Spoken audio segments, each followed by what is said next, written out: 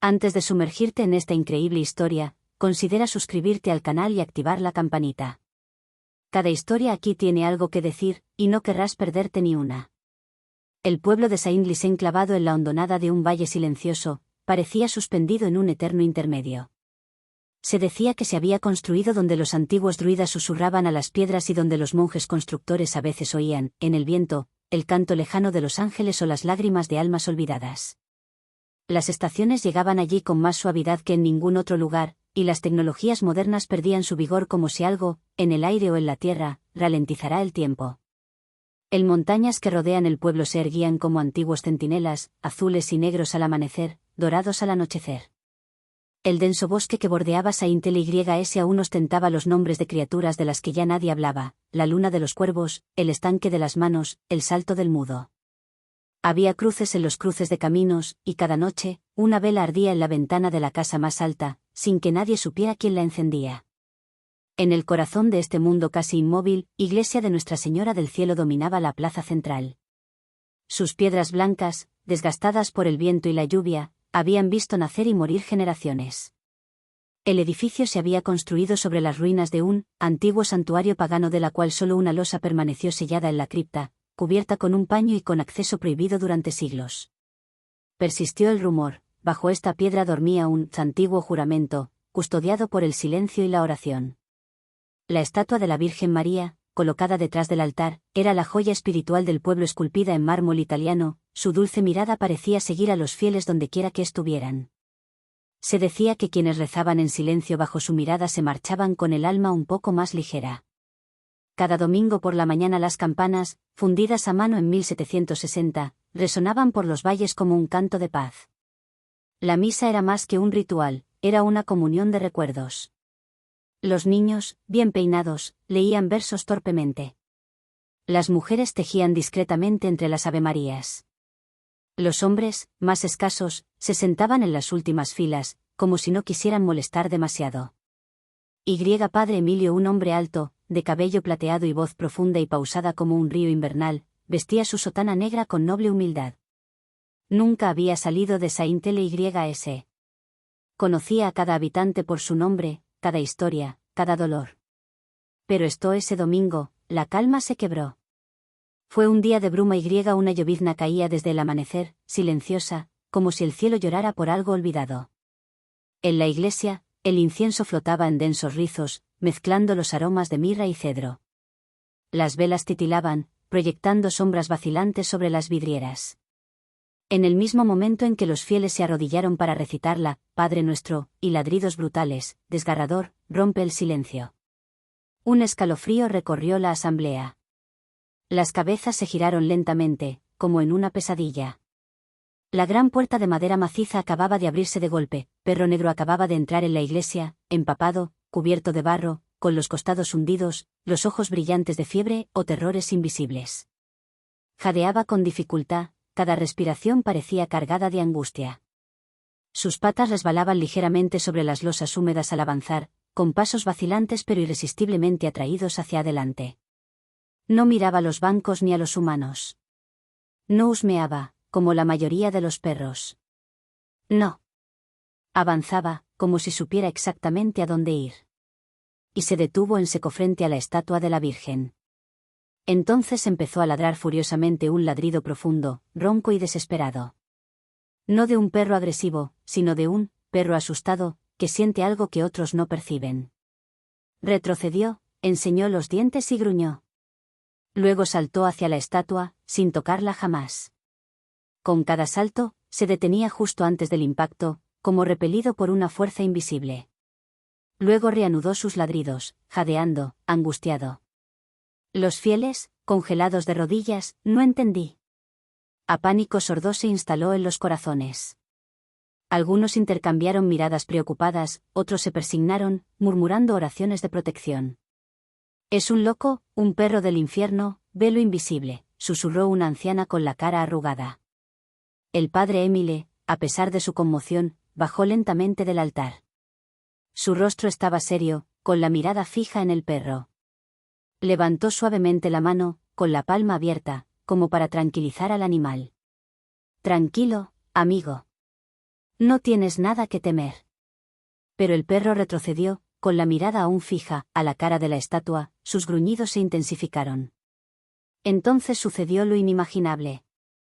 Y grieta profunda se escuchó un sonido casi orgánico, que parecía emanar del corazón mismo de la estatua. La piedra vibró, los fieles saltaron, fisura apareció un hilo delgado como el cristal, en la frente de la Virgen, descendiendo lentamente hacia su ojo derecho. Entonces, como una lágrima desde lo profundo del mármol, una gota roja fluyó lentamente de su ojo. Una gota de sangre. Se hizo un silencio absoluto. Un grito, ahogado. Una mujer se desmayó. Otros empezaron a llorar. Los niños se acurrucaron junto a sus madres. Padre Emilio, lívido, se acercó a la estatua. Sacó una tela blanca bordada en oro y la rozó contra la lágrima roja. La tela se tiñó de rojo al instante. Se la llevó a la nariz.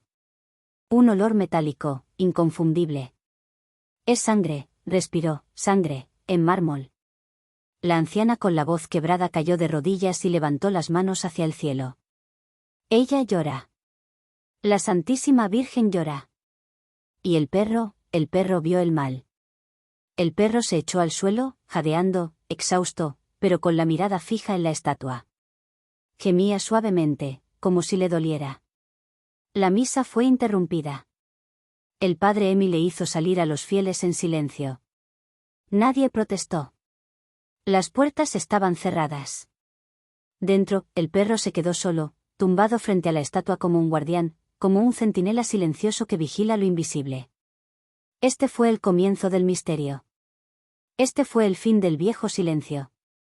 La historia recorrió el pueblo durante la noche, contada por bocas temblorosas y corazones atribulados.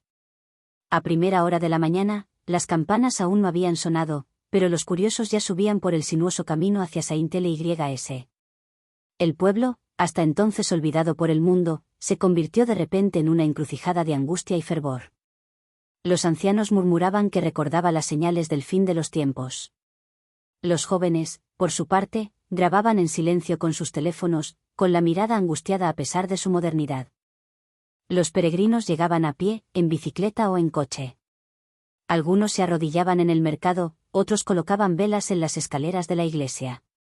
El aire parecía más denso, más cargado. Como si el tiempo mismo dudara en avanzar. Las flores marchitas que rodeaban la estatua de la Virgen fueron reemplazadas por cientos de lirios blancos colocados por manos temblorosas. El obispo Jean-Marie de Toulouse llegó 3 días después. Tenía el rostro impasible, pero sus gestos delataban un nerviosismo inusual. Inmediatamente ordenó una investigación canónica. Se designó un equipo de teólogos, historiadores y científicos. Entre ellos se encontraban un químico, un patólogo forense y un exorcista discreto de expresión seria. Los resultados llegaron después de varios días. La sustancia roja que goteaba de la estatua era, efectivamente, sangre humana. Pura, sin impurezas, pero de un origen imposible de determinar. Ningún tipo de sangre conocido coincidía exactamente. No había ADN. Nada. Los rumores explotaron. La Virgen llora por nuestros pecados. El perro es un mensajero de Dios, o un ángel disfrazado. El mal ha despertado. Pero fue en las húmedas profundidades del presbiterio, hojeando viejos registros encuadernados en cuero, donde el padre Emile descubrió el eco de un pasado mucho más oscuro. En un cuaderno fechado en 1721, leyó: El espíritu del juez d'Amalric, condenado por sus crímenes, fue sellado en piedra por el monje Armandus. Que la plegaria de protección, grabada en el corazón del santuario, jamás se borre, para que la sombra no despierte. La escritura era inestable, pero la advertencia era clara. Sin embargo, el año anterior, un restaurador de arte de Burdeos había reparado una grieta en la estatua y pulido la inscripción en latín bajo los pies de la Virgen. Sin conocer su significado, había borrado la oración protectora. El padre Emilio sintió que se le helaba la sangre. Ante la creciente inquietud y el exceso de peregrinaciones, la Iglesia decidió actuar. El exorcismo se programó para un sábado al amanecer, en el mayor secreto. Las puertas de la iglesia estaban cerradas. Dentro, el obispo Jean-Marie, 3 sacerdotes veteranos, un monje benedictino de rostro pálido y el padre Emile, con el corazón apesadumbrado. El perro seguía allí. Desde el día del incidente, solo había salido de la nave una vez para beber de la fuente. No dormía. No pedía nada. Vigilaba. Algunos decían que ya ni siquiera parpadeaba. Cuando comenzaron las oraciones, profundas, latinas y rítmicas, el ambiente se tensó. Las paredes de la iglesia parecían respirar lentamente, como si una presencia invisible escuchara o se resistiera. El perro se levantó entonces, con las patas pesadas y los ojos llenos de cansancio. Cruzó el pasillo central en silencio, pasó junto a los sacerdotes sin mirarlos y se echó una última vez frente a la estatua. Un largo gemido escapó de su garganta. No se movió. En el preciso instante en que el obispo pronunció las últimas palabras de la oración de liberación, una luz extraña, ni dorada ni blanca, sino casi azulada, inundó el ábside. Parecía surgir de la nada. Por unos segundos, la iglesia perdió toda sombra. Entonces, con una ráfaga gélida, una figura negra, deforme e indistinta se desprendió lentamente de la estatua. Ondulaba, como si estuviera hecha de humo, pero tenía ojos. Fría. Inhumana. Gritó, un grito antiguo, ronco e inarticulado que hizo vibrar las vidrieras. Y luego, se desintegró en las paredes. Se hizo un silencio absoluto. El tipo de silencio que sigue a una tormenta, cuando nada respira. El perro estaba muerto. Yacía plácidamente, con el hocico vuelto hacia la Virgen. Tenía los ojos cerrados y, en el flanco, se le había formado una pequeña cruz en el pelaje. Nadie habló durante mucho tiempo. Pero en los días siguientes, la lágrima roja desapareció de la estatua. La grieta se cerró lentamente, como si hubiera sanado. Y Saint LYS recuperó poco a poco la calma. Pero algo había cambiado. El pueblo ya no era el mismo. Quienes lo habían visto jamás podrían olvidarlo. Y en lo profundo de los ojos del padre Émile brillaba una luz nunca antes vista, la de un hombre que ha visto, y cree, a pesar del miedo. El perro murió esa noche. En silencio. Yaciendo ante la Virgen, con los ojos abiertos a algo invisible. No gimió ni suspiró. Simplemente dejó de respirar, como si acabara de cumplir una misión secreta y sagrada. A la mañana siguiente, el padre Émile lo encontró así, tranquilo, con el hocico vuelto hacia la estatua y las patas cruzadas como si rezara. Una lágrima seca aún le perlaba el rabillo del ojo. El anciano sacerdote se arrodilló, puso la mano sobre el flanco del animal y murmuró. Te quedaste despierto hasta el final. Fue enterrado en el jardín cerrado de la iglesia, donde la luz de la mañana se filtra suavemente entre las ramas de un tilo joven. El padre Émile, con la ayuda de algunos fieles, cavó la tierra él mismo, negándose a permitir que un simple hoyo hecho con una pala fuera el último homenaje al hombre al que ahora llamaba, el vigilante. Sobre la tumba se colocó una piedra sencilla, en la que estaba grabada una cruz y estas palabras, fiel hasta el final, fiel hasta el final. Desde ese día, la estatua de la Virgen María dejó de llorar. El fenómeno cesó tan abruptamente como había comenzado. Pero quienes la observaban de cerca juraban que algo había cambiado. Su mirada, antes dulce pero vacía, ahora parecía habitada. Profunda. Como si llevara dentro un recuerdo antiguo, un secreto transmitido en silencio. El padre Émile, sin embargo, nunca volvió a ser el mismo. Encorvó la espalda, le temblaron las manos, sus homilías adquirieron el tono de un profeta.